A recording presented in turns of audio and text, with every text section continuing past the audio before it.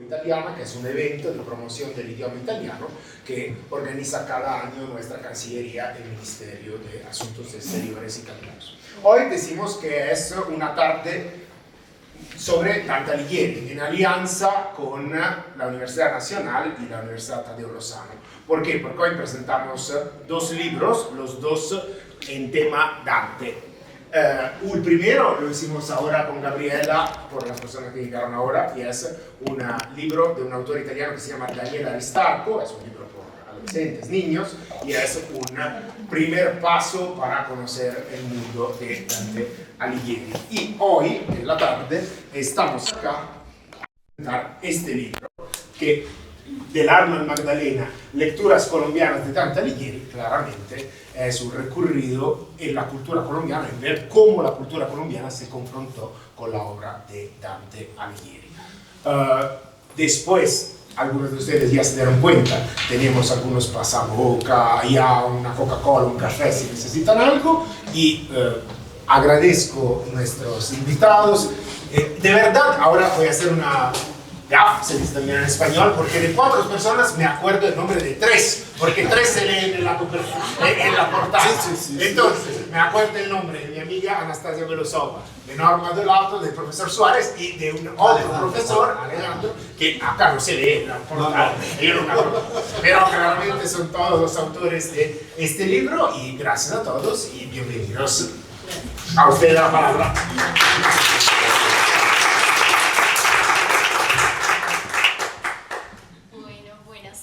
Les damos una muy calurosa bienvenida a este momento muy especial para nosotros, porque este libro simboliza muchas cosas, creo que para las 4 personas que estamos acá sentadas, y la primera cosa que simboliza de alguna manera es pues que somos sobrevivientes, ¿no?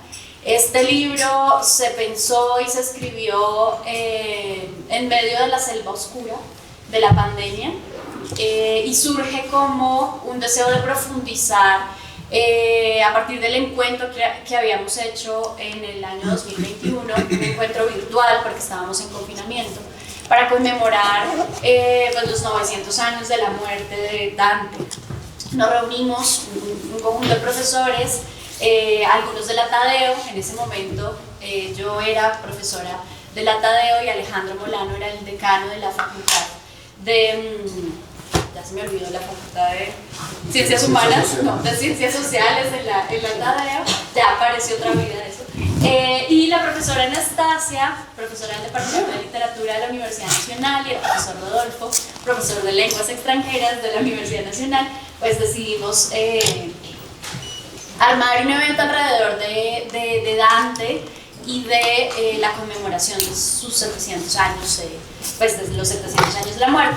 Ese encuentro fue muy lindo, fue muy grato, hubo una asistencia masiva, además, yo creo que si hubiera sido presencial no hubiera venido tanta gente. Conversamos muy rico y salieron ideas muy interesantes que pues nos llevaron a poder profundizarlas en este libro que estamos aquí celebrando hoy su existencia. Entonces yo quería pues ver el libro. Yo creo que el libro para nosotros representa de alguna manera como esa pues que sobrevivimos, ¿no?, a la pandemia, y sobrevivimos también gracias a seguir haciendo literatura y seguir haciendo crítica literaria en las condiciones que teníamos, siguiendo la enseñanza de Boccaccio. Entonces, bueno, este libro tiene 4 partes. La primera parte es lectura sobre la lengua, se llama Lectura sobre la lengua, y los 2 ensayos que están allí giran en torno a la lengua de Dante, no solamente entendida en el sentido estricto del toscano, del italiano incipiente, sino entendida pues como una forma literaria particular. La segunda parte es un poco más teórica, se llama Lecturas filosóficas sobre Dante, que está compuesta por el artículo del especialista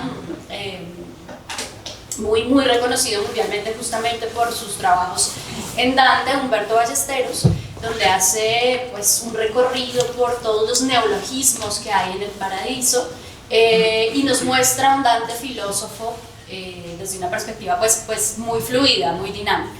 Y pues hay otros ensayos ahí, incluyendo el mío, sobre la concepción del amor en Dante.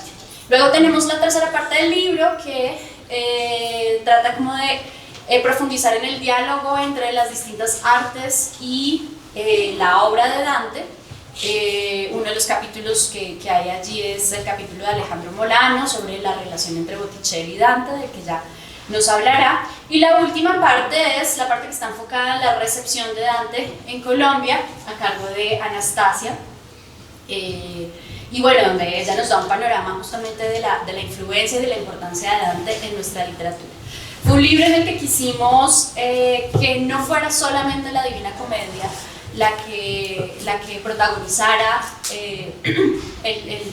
la investigación, las investigaciones, sino que quisimos darle otras perspectivas también y abordar otras obras que muy probablemente son desconocidas para los lectores de la literatura en general. Por ejemplo, el artículo del profesor Rodolfo pues aborda textos como de vulgar y elocuencia y otro, no, solo de vulgar. Y bueno, el mío, por ejemplo, habla de la vida nueva. Entonces es un libro, digamos, que permite un panorama de la obra de Dante, no solamente la Divina Comedia, y en el que pues estamos dialogando todo el tiempo con la figura de Dante con relación a nosotros, a nuestra propia literatura y a nuestra propia manera de entendernos como humanidad.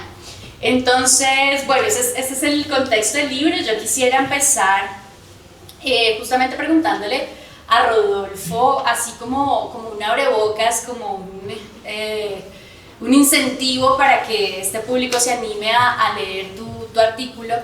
¿Cuál es la importancia de Dante en ese contexto social y político, pero sobre todo lingüístico de su época, ¿no? ¿Por qué Dante resulta tan importante no solamente en la literatura, que va a ser la literatura italiana, sino en ese momento histórico en el que están bullendo tantas cosas en la Italia de la época? Bueno, buenas tardes, gracias Norma. Bueno, la pregunta es muy amplia y con muchas cosas, ¿no? Pues Norma, pues todos sabemos que a Dante se le llama el padre de la lengua italiana, el sommo poeta, es como la etiqueta que él siempre lleva ahí, ¿no es cierto? Pero yo quise abordar a Dante primero más que como el sommo poeta, como la persona, ¿no? Y lo primero es que hay que tener en cuenta que él era pues una persona común y corriente de la Florencia del siglo XIII, de la segunda mitad del siglo XIII. Era una familia, como diríamos hoy, de clase media, tenía pues más o menos unos buenos recursos, su familia, sus inquietudes en general eran lo que pues un joven de su época, de esa clase social pues podría tener. Él participó en batallas, él fue soldado, ¿sí? En una batalla muy importante que le dio una gran fuerza a Florencia en Toscana. Él se enamoró también y comenzó a escribir, pero en un primer momento él no tenía un contacto tan cercano con la gran aristocracia de Florencia. Él pues después empezó como a relacionar con ellos y ahí encontró como muchas compañías y cercanías intelectuales dentro de esa clase más alta. Y él se fue cultivando, él era heredero más o menos de lo que se llama en literatura el Stile Nuovo, una sensibilidad muy nueva respecto no solo a la literatura y a la poesía, sino al concepto del amor, ¿no? Que bueno, ya Norma nos hablará más adelante de eso. Y él tenía también unas inquietudes sobre el idioma, o sea, en qué idioma escribir. Él escribía en su florentino de esa época, como pues muchos de sus colegas, y el florentino era una lengua que iba teniendo un cierto prestigio respecto a otras de las muchas lenguas que se hablaban en ese momento en Italia, pero se encontraba con una gran circunstancia, y es que las lenguas que no eran el latín pues estaban, digamos, como circunscritas, ¿no? El latín era la gran lengua, la lengua escrita por excelencia de la filosofía, etc. y había siempre como una tensión, ¿no? Pues las lenguas que en italiano se llama volgari pudieran pues ir subiendo digamos, en su categoría. Entonces él se va acercando, digamos, a esta parte lingüística. Él tiene una gran inquietud por saber cuál podría ser una lengua que no fuera el latín, pero que llegara a tener como esa misma condición de latín, ese mismo estatus, ¿no? Uno diría hasta aquí, pues esto es muy de lingüística y de dialectología, sí y no, porque Dante tenía entre sus concepciones también una parte teológica. Para él, por ejemplo, las lenguas como el florentino, el napolitano, todas las lenguas romances que se hablaban en Italia eran unas lenguas naturales que la gente aprendía, como pues hoy es obvio, que ya lo dijo la lingüística, en su contexto, que se iba modelando en la familia, etc. Y estas lenguas eran fruto de una gran, digamos, de la confusión de la Torre de Babel, grosso modo, ¿no?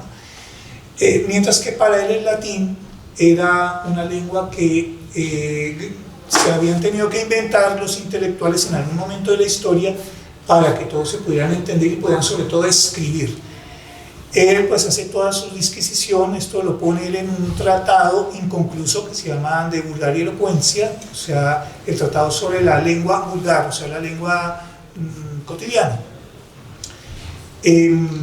Y entonces él comienza a hacer, o sea, él comienza a aplicar una especie de metodología que uno diría en investigación que es como muy adelantado para la época, porque él dice, voy a hacer como a pasar revista a todas estas lenguas que se hablan en lo que se llamaba Italia en ese momento, a ver cuál de estas lenguas podría llegar a tener el estatus que tenía el latín, ¿sí? Y él en este tratado hace ese recorrido. Por eso acá en el artículo, en el ensayo, está el nombre de paisaje lingüístico en ese sentido, el recorrido por las diferentes lenguas, la diferente geografía lingüística italiana, no tanto digamos, con el significado que tiene ese término en la sociolingüística, ¿no? Y él comienza a hacer todo este recorrido, y uno diría, pues el resultado, pues eso es como un spoiler, pero pues no importa, porque de todas maneras al final el resultado sí fue el que él quería, entre comillas, ¿no? Pues él hace toda su búsqueda, y uno diría, el florentino seguramente fue la lengua que de ese examen él dijo, esta es, ¿no es cierto? Pues paradójicamente no. Él dijo que realmente no era ninguna, ¿sí? Entonces uno dice, bueno, ¿para qué hizo todo eso, no? O sea, uno diría, pues una especie de aventura intelectual que no sirve para mayor cosa. Yo diría, por lo que pude aprender escribiendo este ensayo, es que él se adelantó a la época. Él vio que Italia necesitaba unificarse, ¿sí? Que Italia necesitaba tener una presencia dentro de todo este conjunto político que había en ese momento en Europa, como sí lo estaba logrando Francia, lo había logrado España, etc. Que por otra parte la presencia de los estados pontificios y el poder de la Iglesia Católica en esa Italia de la época no era buena, porque Italia necesitaba tener una especie de autonomía, ¿no? Y ahí entra un factor político, ¿no? Aquí la lingüística se mezcla con lo teológico y lo político. Él defendía, digamos, era de un partido que se llama los güelfos, y los güelfos eran como estos partidarios de todo el Papa, de todas las políticas del Papa, frente al otro gran partido que era el que defendía el Sacro Imperio Romano, que era como esa entidad que había nacido hace unos siglos como para tratar como de reconstruir, entre comillas, el Imperio Romano, etc. Y este poder de ese emperador, pues en Italia en muchas zonas, pues era como el que se prefería. En Florencia, como en muchas partes de Italia, pues había esa tensión tan fuerte, y pues Dante, que era de los güelfos, de los partidarios del Papa, él paradójicamente era de los moderados. O sea, eso sí, el Papa es muy importante, pero non troppo, ¿no? Como se dice, ¿no?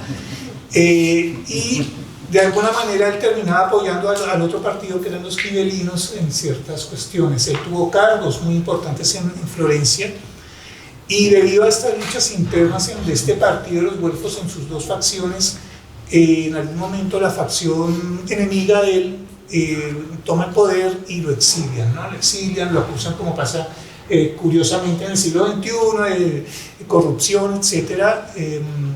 Le dicen no puede volver a Florencia porque si no pues lo matamos. Entonces él tiene que irse y empieza una etapa de su vida muy larga, que es de un exilio larguísimo. Él se convierte en un migrante realmente, ¿no? Él, pues, está, digamos, en la introducción del libro. Eso también le sirve paradójicamente para pues, recorrer nuevamente todas estas zonas de Italia, del centro y algunas partes del norte, pues para ver cómo se estaba hablando. Entonces, volviendo al tema del ensayo de vulgar y elocuencia, él hace todo este examen y va diciendo qué características debería tener esa lengua ideal que no sea el latín, ¿no? Y empieza a descartar, ¿no? A descartar, entonces dice, es que los de lo que hoy la región de las Marcas, que eso hablan espantoso, entonces pues que horrible, que los de Roma terrible, ¿sí? No sé por qué dicen que en Roma hablan horrible, que los, por ejemplo, de los sardos, dice que parecen que rebuznaran, que parece que estuvieran hablando un latín despreciable, entonces terrible. Y así va descabezando uno por uno. Después dice, bueno, el siciliano, ¿sí? Entonces él habla de la escuela siciliana, de toda la importancia pues, que tuvo esta escuela a nivel de la literatura, de la cultura, etcétera. Y en un momento dado el lector dice, pues esta va a ser, ¿no? Pero finalmente dice no, porque esa lengua, entre comillas, siciliana en la que se escribieron todos estos textos que él menciona, no es como hablan en Sicilia.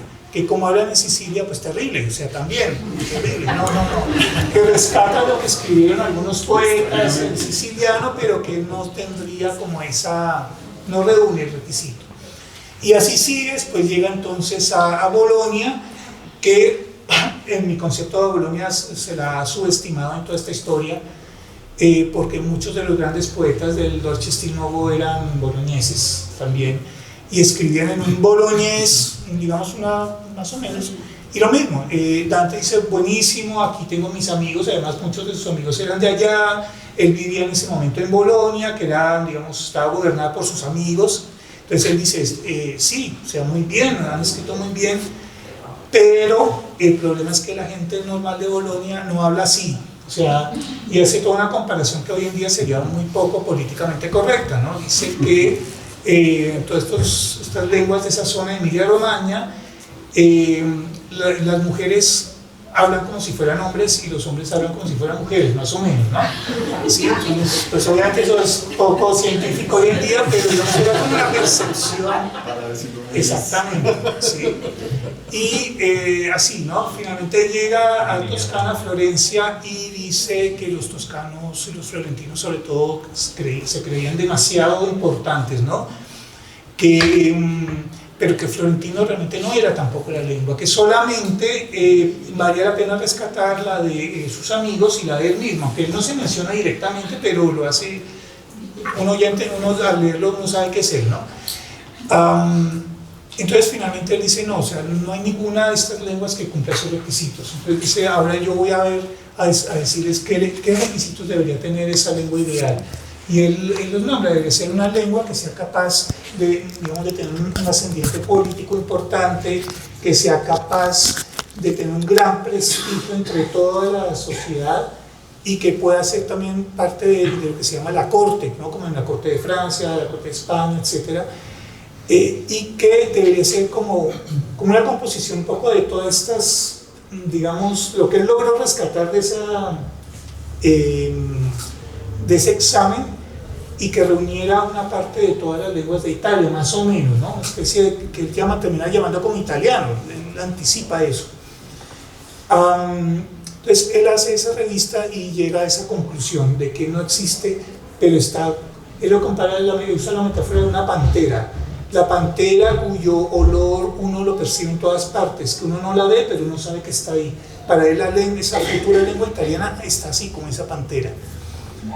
¿Por qué digo que pues es un spoiler y que al final terminó siendo la realidad, entre comillas, lo que él quería? Porque finalmente, muchos siglos después, cuando se produce la unificación de Italia, etc., el italiano de ese momento era sí, digamos, todo el heredero de Dante, Petrarca, Boccaccio, etcétera, y va a terminar siendo esa lengua la que se va a volver la lengua de todos, ¿no? Por muchos procesos, etcétera. O sea, al final, de alguna manera, sí terminó siendo el florentino, etcétera, la lengua, ¿no? Acá en el ensayo, pues yo no abordo digamos, toda una serie de vicisitudes que, digamos, sucedieron después de la muerte de Dante, porque esta propuesta de él cayó en el olvido. Cayó en el olvido. Después surgió una cosa que en lingüística italiana se llama la cuestión de la lengua italiana, ¿no? En el Renacimiento, porque pues rescataron la importancia del latín, y hubo todo un debate muy fuerte sobre qué lengua que no fuera el latín fuera la que se debiera imponer, ¿no? Entonces hay un debate en donde unos decían debería ser el florentino del Renacimiento, ya con toda, digamos, con todo el bagaje literario, etcétera. Otros decían que no, que tenía que ser como la lengua de Boccaccio y de Petrarca, sobre todo.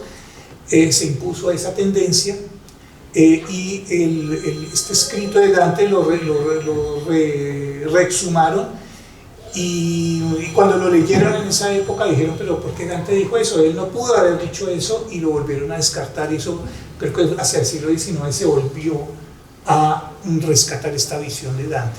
Entonces acá digamos, en el ensayo, espero no estarme alargando demasiado, no sé cuál es el tiempo porque yo me enrollo,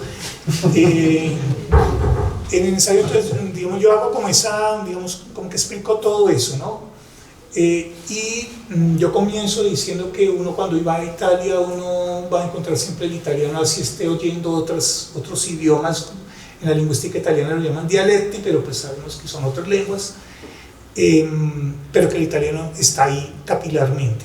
Me parece una cosa obvia, pero esto de hoy es un proceso que ha sido muy dispendioso, con muchísimos altibajos, con muchísimas contradicciones, etcétera. Y Dante está ahí. Finalmente esa visión que él tenía en ese ensayo de vulgar y elocuencia, que fue tomada como una cosa rarísima, exótica, rara, realmente él anticipó eso, ¿sí? Y por otro lado, también a nivel ya más de la lingüística, creo que a nivel de la dialectología, él crea un antecedente importante, a pesar de sus, digamos, de sus cosas de juicios de valor, sí, todo esto pues se entiende dentro del contexto de la época, pero él, digamos, hizo un análisis muy riguroso dentro de su lógica, ¿no?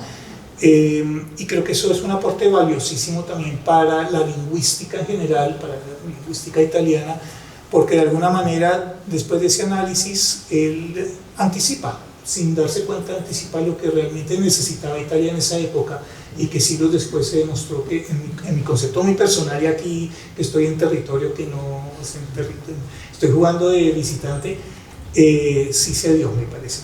Entonces creo que el ensayo pues, puede ayudar como a entrar en ese contexto y conocer un poco más ese aporte de Dante también para la Italia contemporánea. Y cuando leemos literatura italiana o leemos un periódico en italiano, ahí está Dante. De hecho se dice que por lo menos el 60-80% del vocabulario de la Divina Comedia está todavía en el italiano contemporáneo, ¿sí? Por eso hoy cuando uno lee la Divina Comedia en italiano se entiende, ¿sí? Si uno fuera a leer el Cantar del Mio Cid, en español uno no entiende, ¿no? O sea, todo está todavía vigente, ¿sí? Y eso que Dante lo iba descabezando Pietro Bengo en su famosa gramática, porque dijo que usaba demasiadas palabras vulgares, etcétera, que no era tan aristocrático, pero pues ahí está. No sé, no. Muchas gracias, Rodolfo.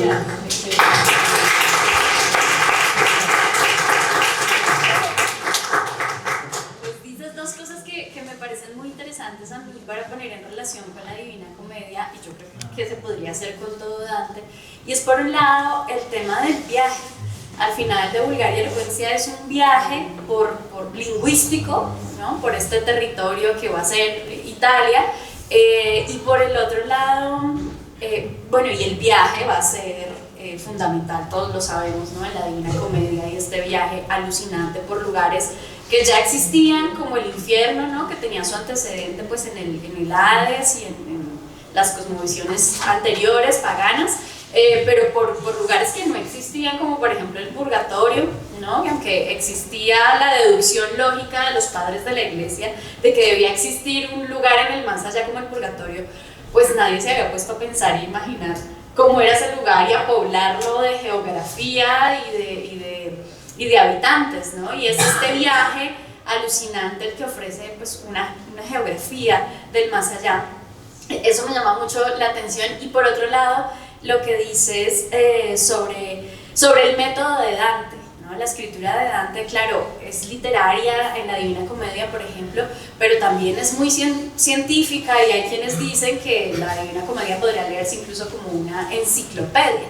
Entonces está ya esta conjunción entre lo científico, lo teológico, lo filosófico y lo literario, que es otro elemento junto con el viaje, que me parece que hizo estallar la imaginación de los artistas, de los poetas y los intelectuales en general, pero en particular los artistas del Renacimiento.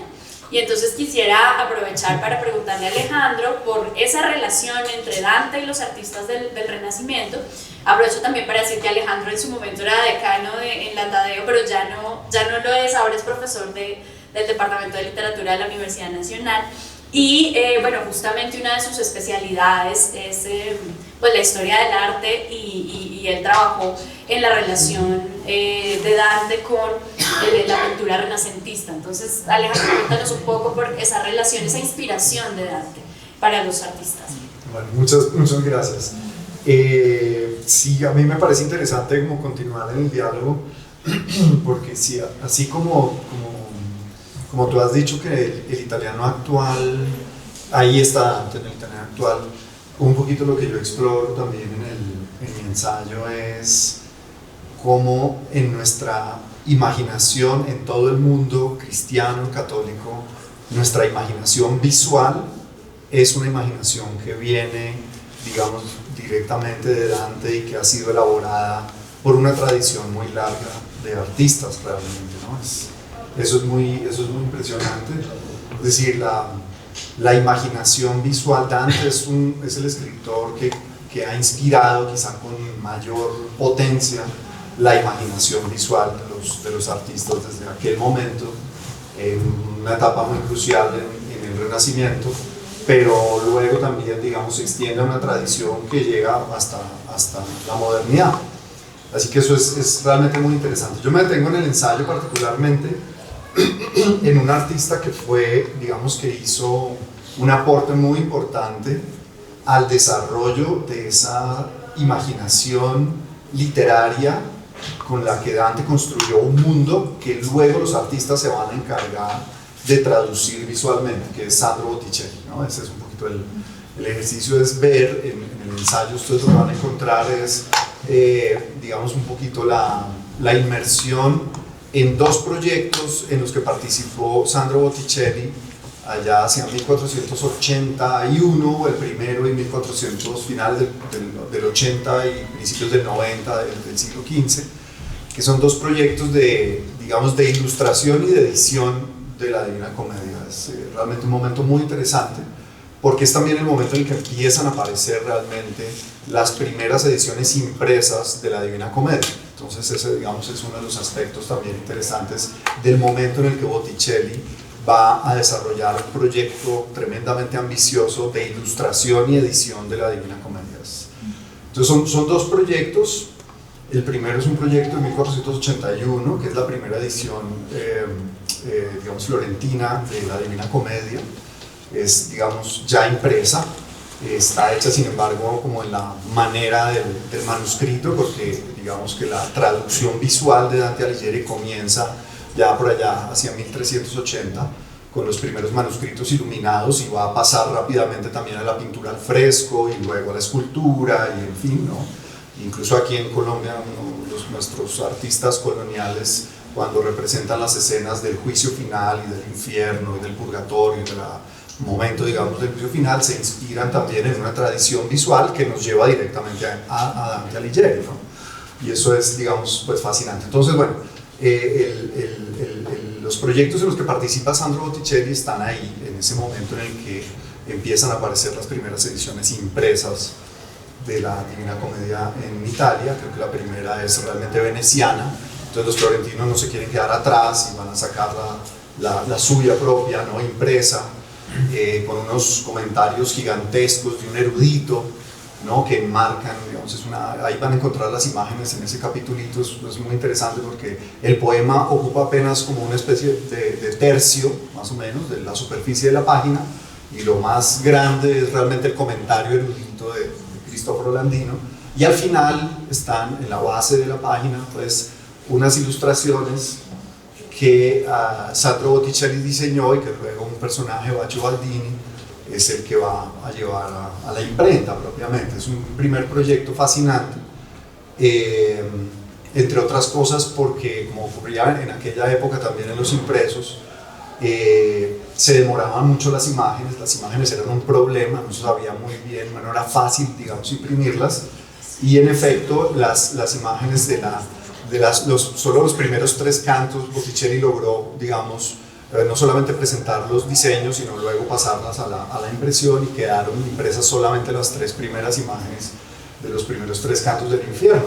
Y luego el libro sale así, incompleto, con una cantidad de espacios vacíos donde deberían ir imágenes, y solo se llegan a concretar alrededor de las primeras 17, 19 imágenes de los primeros cantos. Esas otras imágenes que no están impresas en el libro, sino ahí están los vacíos, van a ser distribuidas a los propietarios de los ejemplares, que tienen que pegarlas en el libro, de manera que es una especie de proceso exactamente digamos, de participación de los propietarios de los ejemplares en la terminación del libro, que luego también algunos de esos ejemplares fueron iluminados. No había color en ese momento, digamos, de la imprenta no salían libros en color, sino eran luego iluminados a la manera, digamos, tradicional del manuscrito tradicional, y eso es, digamos, muy interesante. Ese es el primer proyecto, como digo, un proyecto pues inconcluso, y esta es la historia de 2 proyectos inconclusos de Botticelli. El segundo proyecto es un proyecto absolutamente fascinante, como digo, también inconcluso, pero que, digamos, es una revolución desde el punto de vista editorial, porque es un libro que, en primer lugar, digamos, esta idea de una traducción visual de un mundo imaginado y escrito literariamente por Dante es llevado, digamos, a una imagen completa, ¿no? Eso es impresionante, esa idea de traducir visualmente a Dante, de especificar visualmente las descripciones tan abundantes y tan impresionantes que hay a lo largo de toda la Divina Comedia. Es una tarea que se toma muy en serio Botticelli, y entonces el libro ya no va a tener simplemente una ilustración en el fondo de la página, sino es un formato completamente revolucionario que el lector tiene que abrir de forma vertical y ya no, digamos, de forma horizontal, y es un formato de lo que nosotros llamaríamos hoy más o menos un cuarto, ¿no?, de pliegos, es decir, un formato grande de 40 y pico por 36 centímetros más o menos. En la parte de arriba, cuando se despliega el libro, en la parte de arriba aparece una imagen, entonces debía estar completamente iluminada, es decir, con colores, y en la parte de abajo lo único que debía aparecer era el canto correspondiente a la imagen en 4 columnas en manuscrito, ¿no? De manera que desaparece, por ejemplo, el comentario erudito. El lector está solo ante el texto y ante la imagen que traduce el texto, de manera que la experiencia de lectura que se proyectaba en esta obra artística y editorial era una inmersión mucho más intensa en la obra, ¿no?, contemplativa y meditativa a partir del texto y de la imagen. Entonces, bueno, esa es un poco la historia. Eso debía tener, era un proyecto que iba a tener más o menos 102, 105 imágenes, de las que se conservan más o menos 96, la mayoría en la Biblioteca del Vaticano. Se pueden acceder digitalmente, y ese es un paréntesis importante. Ahí en el libro van a encontrar algunos de los enlaces para ir directamente a consultar las imágenes. Y la otra parte de la colección está en Berlín, la biblioteca de estampas e impresos en Berlín, en donde se conservan algunos de los borradores. Y es impresionante observar que Botticelli se tomó muy en serio esto un poquito, y ahí para ir, digamos, como cerrando también, se tomó muy en serio la idea de traducir la geografía y la topografía que Dante Alighieri había construido. visualmente, ¿no? Mostrar, digamos, crear una imagen específica, exacta, incluso científicamente, para la mentalidad de la época, científicamente exacta, del mundo como lo concebía Dante Alighieri, ¿no? Entonces, cómo está organizada la arquitectura del infierno, cómo ese infierno debe estar, no solamente desde el punto de vista moral, organizado jerárquicamente, descendiendo hasta el peor de los criminales, ¿no? En el fondo del infierno, en donde vamos a encontrar una imagen espectacular de doble pliego, en el que vemos a Lucifer enterrado en el lago helado, ¿no? Del Cóchito ahí, y el tránsito espectacular de Dante y de Virgilio, que se prenden de los pelos de este monstruo ahí enterrado y giran, porque tienen que girar, están pasando como por el centro de la Tierra, de un hemisferio al otro, y entonces el lector tendría en ese momento exactamente que hacer lo mismo para entender la imagen, girar la imagen, porque Virgilio y Dante empiezan descendiendo en una posición, pero para la salida, que es por los pies del gran monstruo, están ya en una voltereta que está descrita en efecto en la Divina Comedia. Es decir, es realmente impresionante el nivel de exactitud con el que Botticelli quiere reproducir la arquitectura general de la Divina Comedia y la topografía específica de cada lugar. Luego pues encontramos el purgatorio y el ascenso, digamos, al paraíso, a esta esfera. Es quizá uno de los espacios más difíciles de representar, porque es el espacio más abstracto. Y en efecto ahí vamos a encontrar, son esferas y sujetos flotantes, ¿no? Beatrices flotantes, con Dante flotando ahí, ¿no? Señalando estrellas, astros, nombres a veces abstractos, en fin. Así que bueno, es realmente muy impresionante. Y el libro entonces en su conjunto tenía que darnos una idea muy exacta de cómo era ese universo, ¿no? Imaginado por Dante. Y el otro elemento impresionante que logra desarrollar Botticelli en su proyecto, y que viene precisamente de Dante, que va a ser fundamental para entender el Renacimiento italiano en términos, digamos, de la pintura, es la capacidad expresiva que logra el artista a través del movimiento y la expresión gestual del cuerpo humano, de los gestos y de los movimientos, ¿no? La Divina Comedia, si hay algo tremendamente plástico en la Divina Comedia, es precisamente eso, la descripción de los gestos de las personas que lloran, que sufren, que gritan, los momentos en los que hay danzas también, donde hay procesiones también, ¿no? No solamente hay una enorme plasticidad en la descripción, digamos, topográfica de esos lugares, sino también de los movimientos y los gestos con los que los personajes expresan sus sentimientos. Bueno, esa es precisamente una de las vetas que exploran los artistas italianos del Renacimiento, y específicamente Botticelli. Cómo traducir esa intensidad gestual y corporal que Dante describe en la Divina Comedia, cómo traducirla otra vez al lenguaje visual.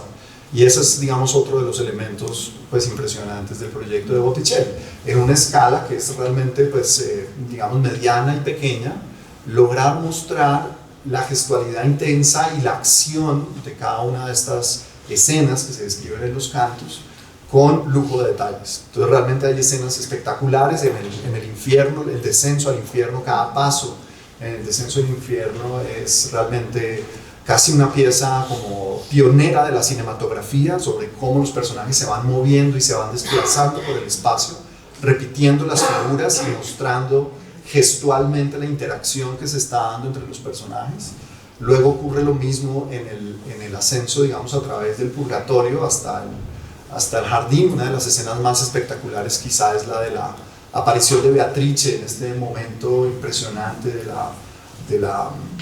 digamos, del carro alegórico en el que aparece Beatrice. Esa es una escena impresionante que le ocupa a Botticelli varias páginas.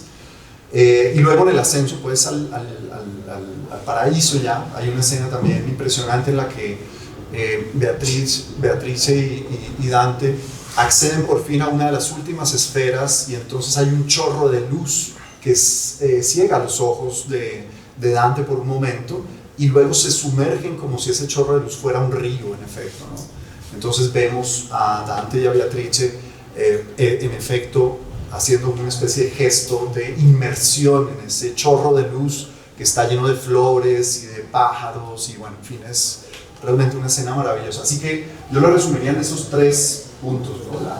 La gran innovación editorial primero, en segundo lugar la gran construcción y descripción topográfica y arquitectónica, y en tercer lugar esa gran expresividad gestual y emotiva que logra Botticelli en sus dibujos. Muchas gracias, Alejandro. Esa joya editorial que es este proyecto de Botticelli, pues de las imágenes de Botticelli, de la disposición y diálogo de texto e imagen, me hace pensar también en una cosa pues muy, digamos, como en el poder imaginativo que tiene Dante, que es tan fuerte, tan poderoso, ¿no? que penetra, digamos, la imaginación de allí en adelante, pero también como en esta capacidad de poner en diálogo distintas esferas del conocimiento, bueno, justamente porque en la época no estaban como tan rígidamente diferenciadas. Hoy no se nos ocurre, o difícilmente se nos ocurre, que un texto literario pueda ser un texto científico al mismo tiempo, ¿no?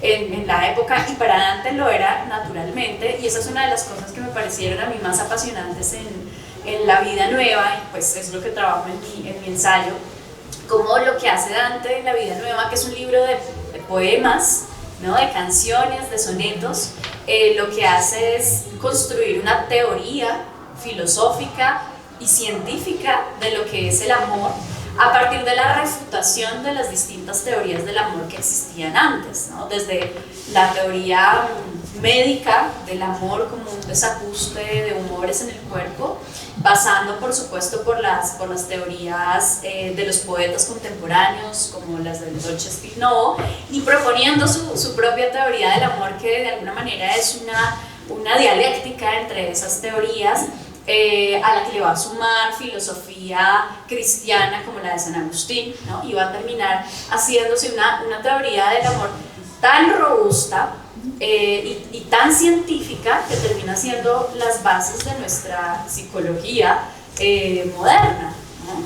Eso es un poco lo que yo exploro ahí en ese ensayo, y que me llama mucho la atención justamente porque la pregunta detrás de este libro era ¿por qué seguimos leyendo a Dante, ¿no? Un poeta de una época tan lejana, ¿no? Ese tránsito entre la Edad Media y el Renacimiento que está tan lejos de nosotros, en Florencia, tan lejos de esta Colombia, metida, encerrada en medio de la pandemia, ¿no? ¿Por qué nos sigue hablando y por qué nos sigue emocionando tanto, que era como lo que experimentábamos en este congreso, ¿no? Que seguíamos apasionándonos tanto por Dante? ¿Por qué? ¿Qué es lo que pervive en nosotros de Dante?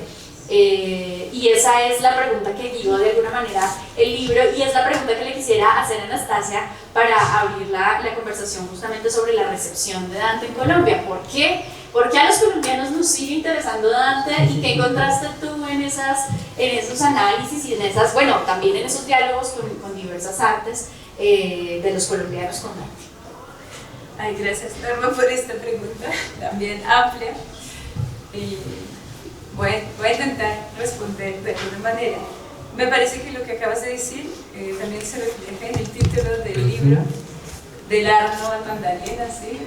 Dos ríos lejanos, pero cuando uno plantea esta relación del Arno al Magdalena, uno puede imaginar este paso por los mares, océanos, y cómo realmente puede llegar el conocimiento hasta acá, mezclándose y transformándose.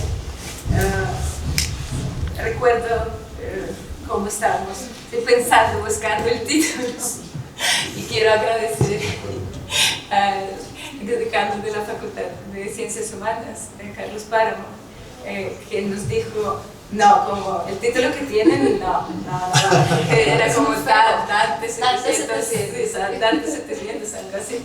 Gracias a esta observación, creo que nos inventamos un título más llamativo, más bonito, y que refleja mejor lo que es este libro. También, antes de pasar a comentar mi texto, quiero señalar también, destacar esta imagen que vemos en la portada también, una decisión, me parece muy afortunada, y debemos agradecer por la gestión a nuestros editores que nos ayudaron a realizar la idea de tener esta imagen en la portada. Ginette Ardila, que está acá presente, Marco Giraldo de la Ginette de la editorial de la Facultad de Ciencias Humanas de la Universidad Nacional, otro editor que no está, pero que nos ayudó muchísimo, Marco Giraldo. Sí, gracias a la gestión de los editores logramos tener en la portada esta foto que representa Maqueta para el Dante, que fue una instalación de un artista colombiano, José Alejandro Restrepo, una instalación que tal vez algunos de ustedes lograron conocer en su momento en el Monumento de los Héroes, ¿sí? Tal vez se alcanza a ver, dice Dante aquí, ¿sí? Y justamente es un ejemplo de lo que estaba comentando Alejandro ahora, cómo este imaginario dantesco pervive y sigue siendo muy actual, de tal manera que un artista colombiano dialoga con los imaginarios dantescos en varios momentos de su carrera artística. El libro, sí, antes de hablar de mi texto, sí, el libro en realidad tiene no solamente artículos de investigación, sino también unos conversatorios transcritos que me parece que tal vez son una entrada también bonita y amigable, digamos, al libro. Una de estas conversaciones es con José Alejandro Restrepo, autor de esta instalación, y otra conversación es con los traductores colombianos del infierno. Pienso que más tarde podremos comentar un poquito más esta conversación. Y ahora bien, mi texto acá, que efectivamente explora esta relación entre Dante, la recepción de Dante en el contexto colombiano. La investigación nace en el contexto de la conmemoración. Antes de ocuparme de Dante colombiano, yo escribí un artículo sobre Dante argentino y Dante ruso, comparando las traducciones recientes de Dante en Argentina y en Rusia, de los últimos, digamos, 10 años, y dejé con una inquietud de curiosidad. ¿Y en Colombia qué sucede? Era evidente para mí que no sucede lo mismo que en Rusia y en Argentina, que lo que voy a encontrar va a ser diferente, menos robusto probablemente, pero algo debe estar ahí. Gracias al Instituto Caro Cuervo y la beca de estímulos del Ministerio de Cultura, en el año 2021 pude desarrollar esta investigación dedicada a la recepción y también traducción de Dante en Colombia, y aquí entonces por fin publico el resultado de esta investigación. Si les parece aburrido leer todo un ensayo académico, en las conclusiones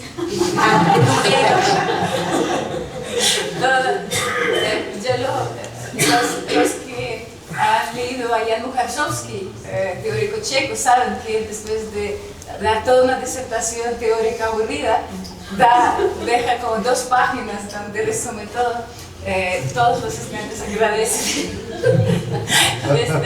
Y yo aquí también hice lo mismo, decidí, vale, voy a formular algunas conclusiones. Lo que es interesante, lo que me llamó mucho la atención en la recepción de la cultura de Dante y la cultura italiana en Colombia es lo siguiente. En principio podemos hablar de una recepción tardía, anacrónica en comparación con otras lecturas en otras latitudes de la obra de Dante. ¿En qué sentido? Es que Dante, en el contexto,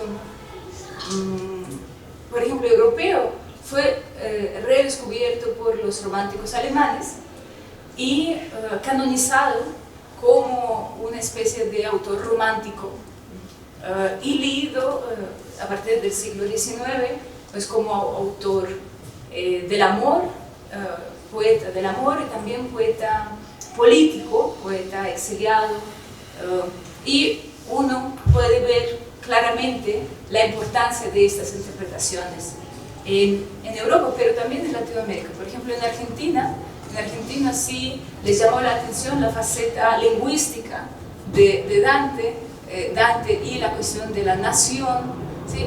Fueron actuales en Argentina desde el siglo XIX.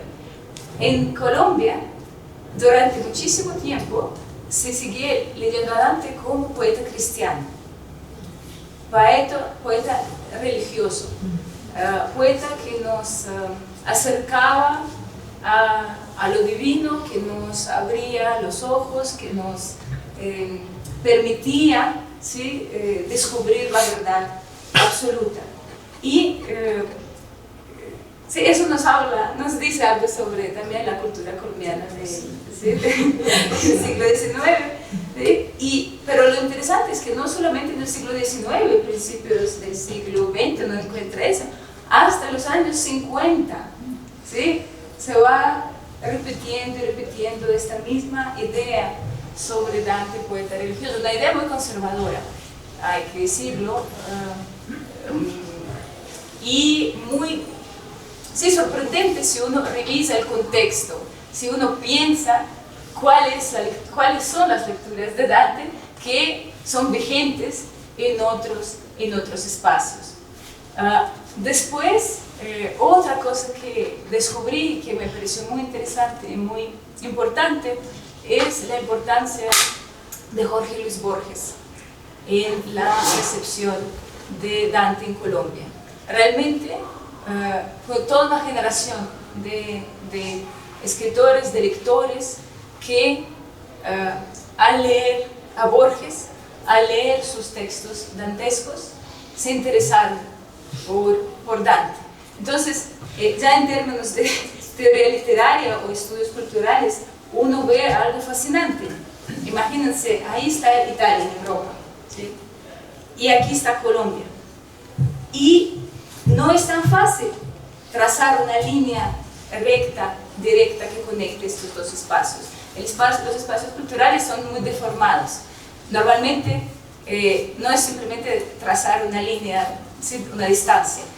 Normalmente los flujos culturales pasan por los centros, o sea, a través París, por ejemplo. En París alguien se interesó de Dante, entonces en Rusia alguien también se interesó de Dante, no por una relación directa con la cultura italiana. Pero miren qué sucede en este caso, que un intermediador cultural latinoamericano, Jorge Luis Borges, logra no solamente convertirse en una figura de importancia internacional en la lectura de Dante, en su crítica, sino ejerce una influencia increíble en toda la región, no solamente en Colombia, obviamente. Sí, Colombia es solo un ejemplo, pero en todos los países de habla hispana en Latinoamérica. Entonces, uno podría decir, si uno quiere simplificar todos esos procesos, vale, tuvimos a Dante cristiano, pasamos a Dante de Borges, que es un Dante muy diferente y mucho más sincronizado, digamos, con las tendencias mundiales. Es un Dante poeta, es un Dante que experimenta con la lengua, es un Dante maestro de la palabra, etc. Pero no solamente a través de las intermediaciones o lecturas muy canonizadas de Dante se da esta interacción entre Dante y la cultura colombiana. Más recientemente encontramos una especie de florecimiento moderado todavía, pero en términos, digamos, cualitativos de la historia de la cultura colombiana muy llamativos, ejemplos de unos diálogos de unas lecturas que ya surgen en un diálogo más comprometido y más directo entre Italia y Colombia.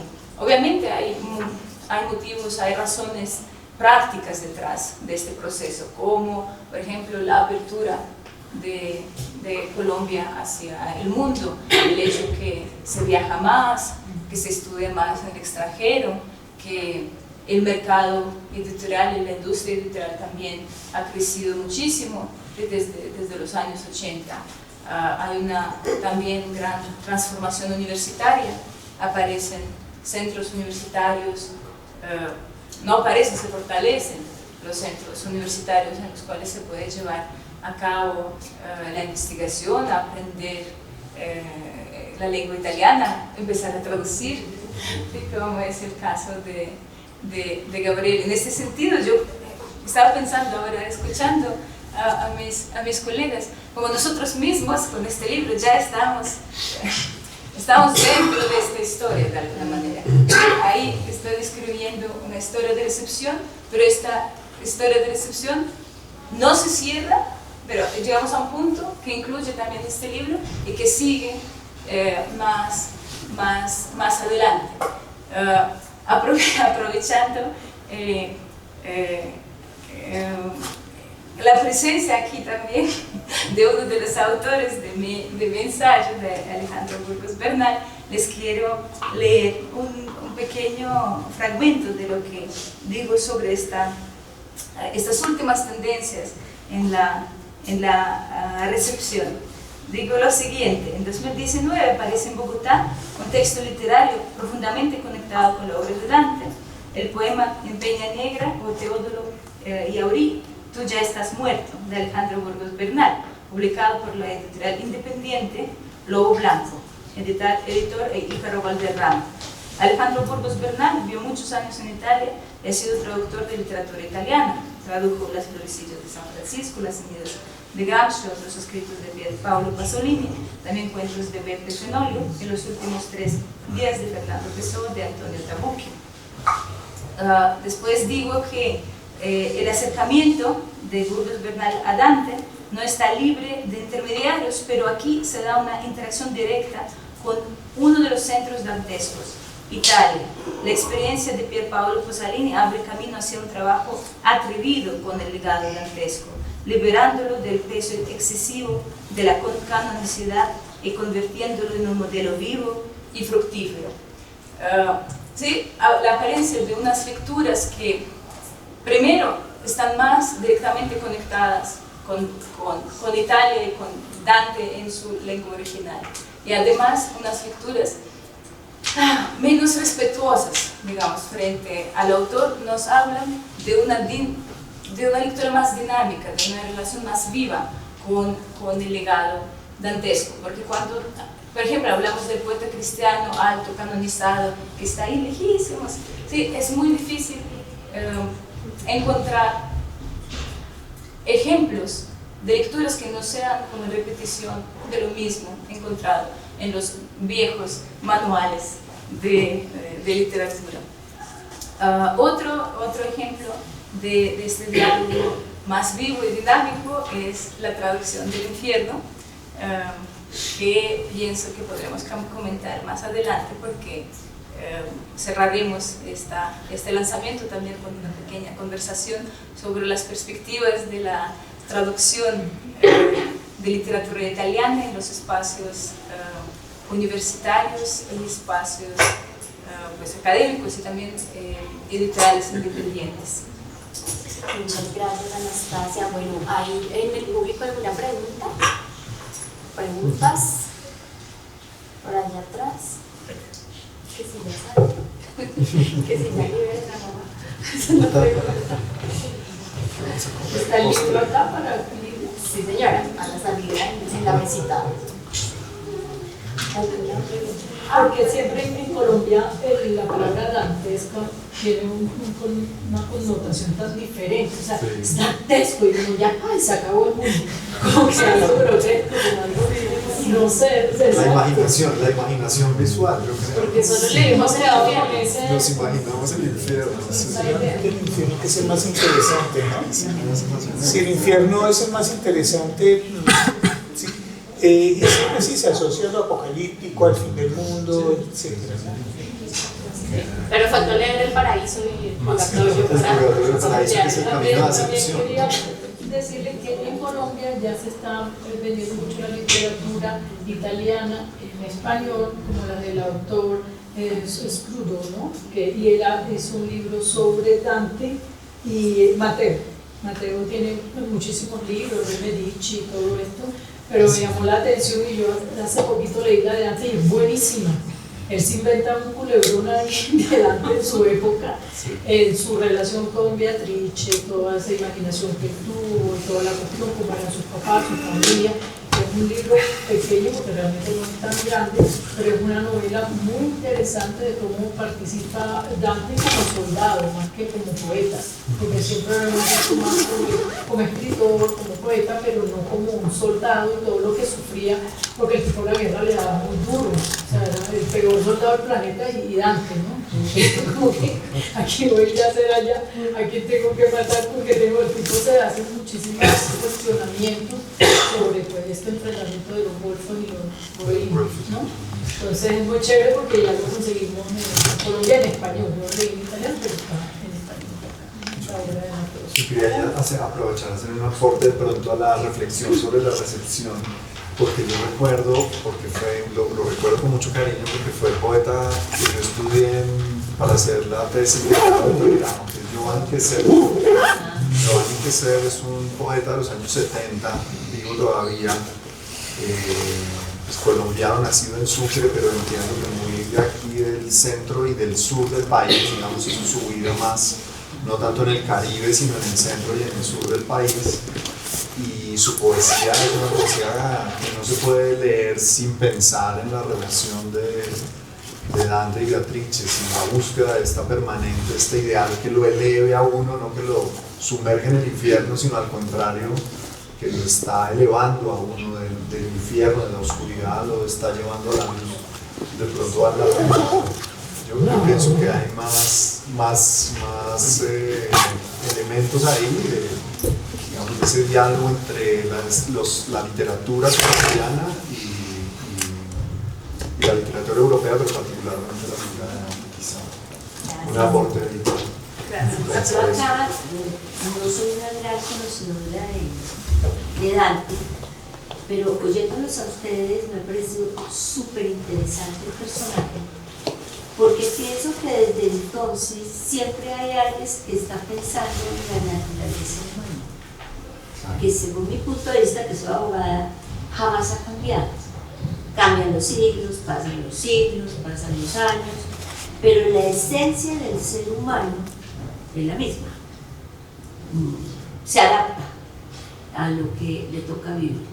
Y veo que Dante, por lo que ustedes estaban diciendo de la Divina Comedia, de León, Botticelli, la representación de los sentimientos, de los gestos que acompañan los sentimientos, del énfasis que se hace a mucho tema sensible, profundo, pero muy humano y muy cotidiano, que veo que aquí la profesora Anastasia tocó, y es ¿por qué Argentina se lo cogió y nosotros no? Y hay que ver que Argentina está llena de italianos, la sangre italiana en Argentina es enorme, la contribución de los italianos en Argentina es muy grande. Nosotros no la tuvimos, pero sin embargo, creo que en Colombia, ya en nuestros escritores más contemporáneos, y en el mismo García Márquez, se hace una descripción del ser humano, de la esencia del ser humano, de cómo podemos cambiar, vibrar o vivir de acuerdo a una circunstancia, novelada o no, porque ya viendo la película de García Márquez, uno llega a la conclusión que tampoco era tan mágico. Era conducta humana, muy humana, muy del día a día, que la podemos ver en Bogotá, en la costa, en cualquier lado, colombiana y no colombiana.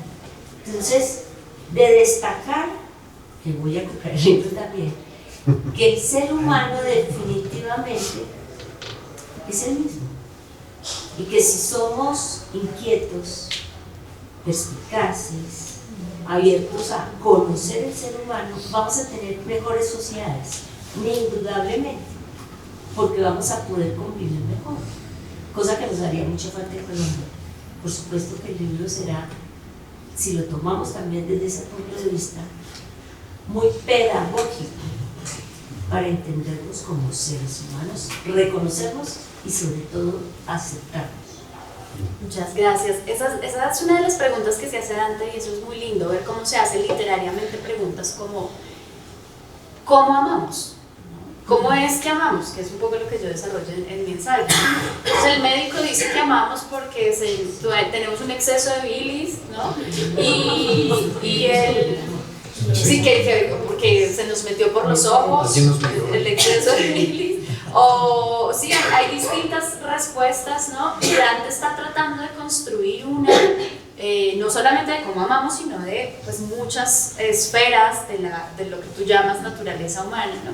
Y logra también cambiar las preguntas muchas veces. La conclusión justamente de la vida nueva es que nos equivocamos en la pregunta. La pregunta no es cómo amamos, sino para qué amamos. Y ahí digamos que ya la perspectiva es completamente distinta, solamente para que te antojes más si quieras leer el ensayo.